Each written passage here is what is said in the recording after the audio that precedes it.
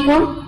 میرا سوال ذاکر بھائی سے ہے کہ ہمارے یہاں اسلام کو ایک نیا شکل دیا گیا ہے، وہ تبلیغی جماعت کے نام سے مشہور ہے، جس میں مسلمان جو ہیں وہ 40 دن اپنے گھروں کو چھوڑ کر مسجدوں میں رہتے ہیں، اور پھر اس میں ایک ایسی کتاب پڑھی جاتی ہے جس کا قرآن و حدیث سے کوئی تعلق نہیں، جھوٹی حدیثیں اس میں بھری ہوتی ہیں، فضائل اعمال یا پھر تبلیغی نصاب کے نام سے وہ مشہور ہے. آپ اس کے بارے میں برائے مہربانی تھوڑا سا واضح کر دیں.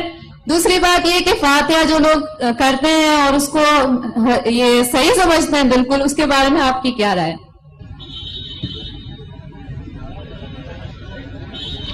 حالانکہ ایسے سوال کا جواب میں اکثر دیتا نہیں ہوں، کیونکہ میرا فن جو ہے وہ اسلام اور دیگر مذاہب، کیونکہ آخری سوال اور خواتین کی طرف سے ہے، لوگ یہ نہیں کہنا چاہتے خواتین کے سوالات کا جواب میں نہیں دے رہا ہوں.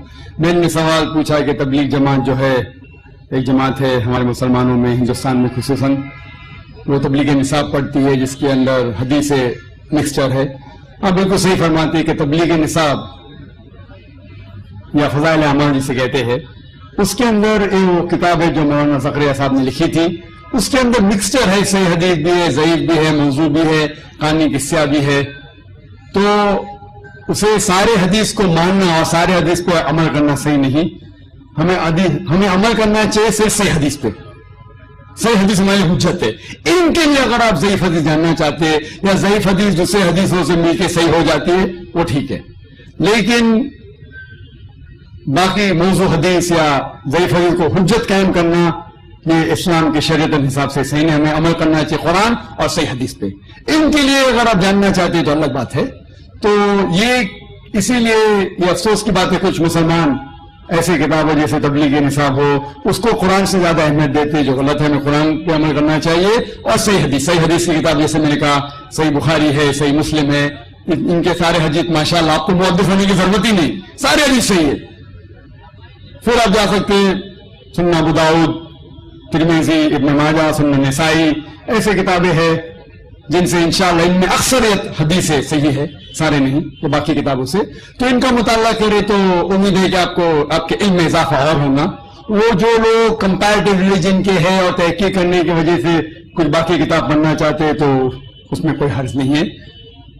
اور جو سوال تھا کہ 40 دن ایسا کوئی، میں قرآن مجید کی کوئی آیت نہیں جانتا ہوں جس میں لکھا ہوا ہے کہ 40 دن کے لیے آپ کدھر جاؤ، یا کوئی صحیح حدیث میں نہیں جانتا ہوں جس میں لکھا ہوا ہے کہ 40 دن کے لیے آپ کام چھوڑ کے کچھ جانا چاہیے، یا گشت ہوتا ہے ہفتے میں 1 بار، مہینے میں کم از کم 2 بار، سال میں کم از کم 3 دن، زندگی میں کم از کم سال میں 40 دن، مہینے میں 3 دن، زندگی میں کم از کم 1 بار 4 مہینے.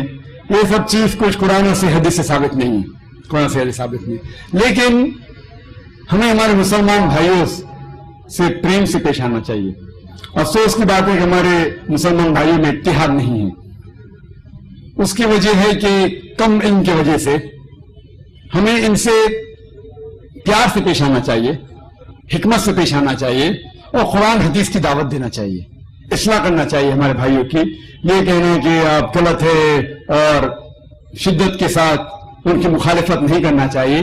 پیار اور حکمت کے ساتھ، جس طریقے سے میں کہتا ہوں تعالیٰ بہنوں بہنوں کو مسلمان کے لیے بھی کام کر سکتے ہیں، اور ہم اس بات کی طرف جہاں پر ہمیں یکساں ہے. کیا یکساں ہے؟ قرآن ہے، صحیح حدیث ہے، یکساں ہے، اس کے اوپر عمل کرو.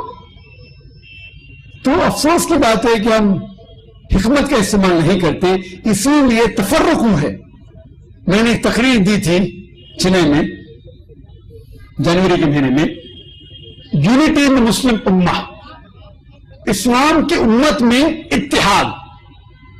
اور یہ تقریر انگریزی میں ہے جس میں نے فارمولا دیا ہے کس طریقے سے قرآن اور صحیح حدیث کے اوپر عمل کریں گے تو انشاءاللہ سارے مسلمان اتحاد میں رہیں گے، ایک ہوں گے. جیسا اللہ تعالیٰ فرماتے ہیں سورہ عمران میں 3 آیت میں 103 میں، وَاعْتَصِمُوا بِحَبْلِ اللَّهِ جَمِيعًا وَلَا تَفَرَّقُوا. آؤ ہم اللہ کی رسی کو مضبوطی سے پکڑے. اللہ کی رسی ہے قرآن اور صحیح حدیث. اس کو اگر ہم پڑھیں گے سمجھ کے، افسوس کی بات ہے ہم قرآن سمجھ کے پڑھتے ہی نہیں. چند مسلمان قرآن کو سمجھتے ہیں، باقی لوگ تلاوت کرتے ہیں رمضان میں 1 بار 2 بار 10 بار. الحمدللہ تلاوت کیجئے، اچھی بات ہے، ثواب ملے گا. لیکن صرف تلاوت کرو اور اس کے اوپر عمل نہ کرو تو جنت میں جانے کی کوئی گارنٹی نہیں. تلاوت کرو, اگر ہندی تو اس کا ترجمہ پڑھو, اردو میں پڑھو, ہندی میں پڑھو, مراٹھی میں پڑھو, انگریزی میں پڑھو, جو زبان پہ آپ کو مہارت ہے اس زبان میں پڑھو. بخاری کا ترجمہ پڑھو, صحیح مسلم کا پڑھو اور عمل کرو. افسوس کی بات ہے کہ ہم قرآن مجید کو سمجھ کے نہیں پڑھتے, اسی لیے کوئی بھی آدمی اپنے آپ کو عالم بول کے آپ کو گھومنے لے کے جاتا ہے. کوئی بھی کچھ بھی کہ فتویٰ دے دیا مان لیے. دیکھو ذاکر نائک جو اسلام میں کہتے ہیں وہ زیرو ہے, شونیہ, زیرو. اسی لیے میں کہتا ہوں اللہ کہتے ہیں قرآن میں سورہ عمران سورہ نمبر 3 آیت نمبر 64 میں تالا کل میں تم سوال بہنا بول. میں اگر کہوں گا تو اس کی اہمیت ہی کچھ نہیں. تو میں جو کہتا ہوں اسلام میں زیرو ہے.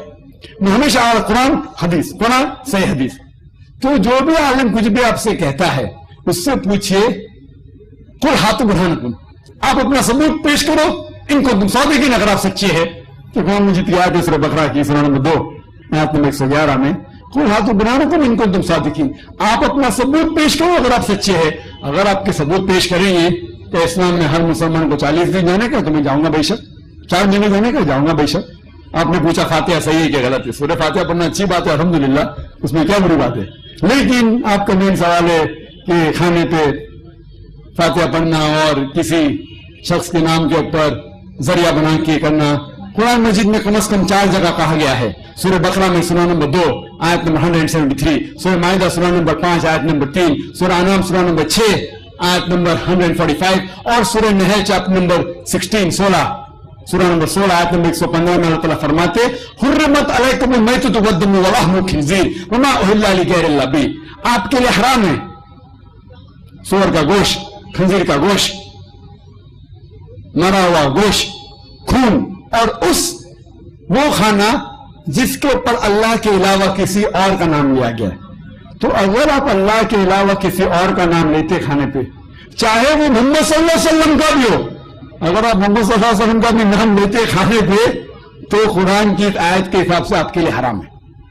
تو باقی کسی کے پیر یا لینے کا اجازت ہے نہیں. یہ میں نہیں کہہ رہا ہوں, آپ جا کے مت کہ نہ ڈاکٹر ذاکر نائک کہتے ہیں کہ اللہ کے علاوہ کسی کا نام لینا حرام ہے. میں کیا تو کچھ اس کی اہمیت بھی نہیں. آپ کہیے آپ کی سہیلی سے, آپ کے دوست سے کہ اللہ تعالیٰ فرماتے سورہ بقرہ میں سورہ نمبر 2 آیت نمبر 173, اللہ تعالیٰ فرماتے سورہ مائدہ میں سورہ نمبر 5 آیت نمبر 3, اللہ تعالیٰ فرماتے سورہ انعام سورہ نمبر 6 آیت نمبر 145, اللہ تعالیٰ فرماتے سورہ نحل سورہ نمبر 16 آیت نمبر 115. اگر یاد نہیں رکھ سکتے لکھیے. قرآن دکھائیے, اللہ تعالیٰ فرماتے کہ وہ کھانا جس کے اوپر اللہ کے علاوہ کسی اور کا نام لیا گیا. تو اکثر جہالت کی وجہ سے کچھ ہمارے مسلمان بھائی بہن اس غلط فہمی کا شکار ہے. کیا یہ دین کے اندر یہ دین کا مسئلہ ہے. لیکن اس بات پہ میں اس جواب کو ختم کروں گا. شیخ ابن تیمیہ فرماتے ہیں, شیخ ابن تیمیہ جو الحمدللہ ثم الحمدللہ ایک بڑے عالم تھے الحمدللہ, وہ فرماتے ہیں کہ اگر کوئی مسلم کوئی دوسرے انسان کو سجدہ کرتا ہے یہ سمجھ کے کیا وہ دین کا حصہ ہے, تو وہ شرک نہیں کر رہا ہے. اگر کوئی مسلمان ایک دوسرے انسان کی سجدہ کرتا ہے یہ سمجھ کے کہ دین کا حصہ ہے, تو وہ مشرک نہیں ہے جب تک آپ اسے یہ نہیں سمجھائے کہ یہ غلط ہے. جو اگر انجانے میں جہالت میں اگر کوئی مسلمان بھائی کوئی غلط کام کر رہا ہے تو ہمارا فرض ہے کہ ہم حکمت کے ساتھ اسے سمجھائے. اللہ تعالیٰ فرماتے سورہ نحل میں سورہ نمبر 16 آیت نمبر 125 میں ادعو الی سبیل ربک بالحکمہ والموعظۃ الحسنہ وجادلھم باللتی ہی احسن, کہ لوگوں کو بلاؤ اللہ کی طرف حکمت کے ساتھ اور حکمت کے ساتھ اور اچھے طریقے ہے کہ ہم مسلمانوں میں اتحاد پیدا کریں قرآن اور حدیث کی روشنی میں. یہ شیخ ابن تیمیہ کا جو قول ہے, تو ہمارا فرض ہے کہ ہم جو مسلمان بھائی انجانے میں جہالت میں کوئی غلط چیز کر رہے ہیں تو پیار سے سمجھائیے, حکمت سے سمجھائیے, قرآن کے ذریعے سمجھائیے. وہ آپس میں جھگڑا کرنے سے اختلاف بڑھیں گا اور ہم مسلمان اتحاد نہیں ہوں گے. تو میری گزارش ہے مسلمان بھائیوں سے اس سوال کے آخری جواب دیتے وقت کہ انشاءاللہ ہمارا فرض ہے کہ ہم قرآن کے اوپر چلے, صحیح حدیث پہ چلے, اس کے اوپر عمل کرے اور یہ پیغام مسلمانوں میں نہیں غیر مسلمان تک پھیلائے. وآخر دعوانا الحمدللہ رب العالمین.